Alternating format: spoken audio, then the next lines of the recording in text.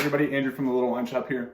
Hey, I've got two really great wines to feature today. Both are really nice light-bodied wines, great for spring, and a nice transition from the heavier wines that we've been drinking all winter. So the first wine that we have today is a rosé of Gamay Noir.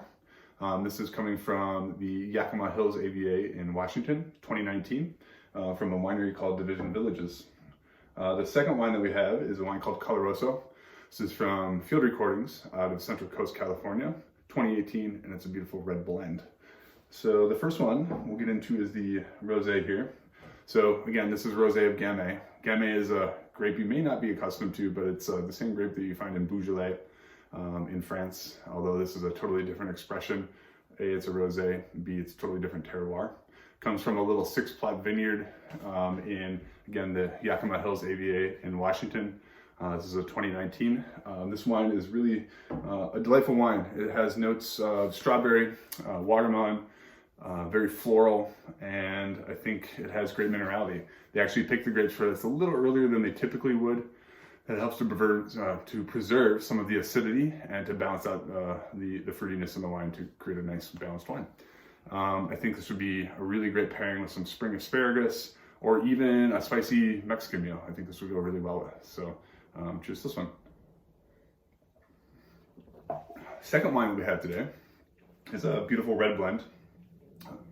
This wine's called Colaroso. Again, this is from Field Recordings. This is out of the Central Coast in California. Single vineyard, 2018. So this wine has 3 different grapes in it. The first one is 60% Corvina, and we have 20% Cabernet Sauvignon, and 20% Rondinella. So I'm sure most of you are familiar with the Cabernet Sauvignon. The other 2 grapes, Corvina and Rondinella, are typical grapes that you would find in northern Italy, typically in the Veneto.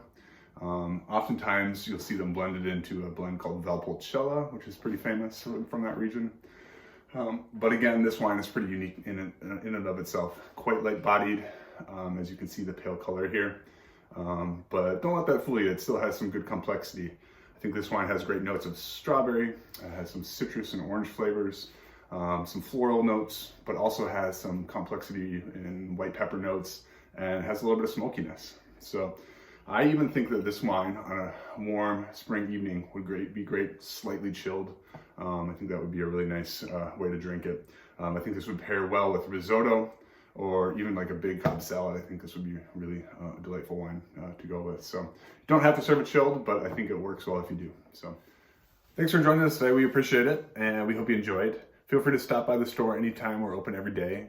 We'd be happy to help you pick out any wine for any occasion. So yeah, thanks again. Take care.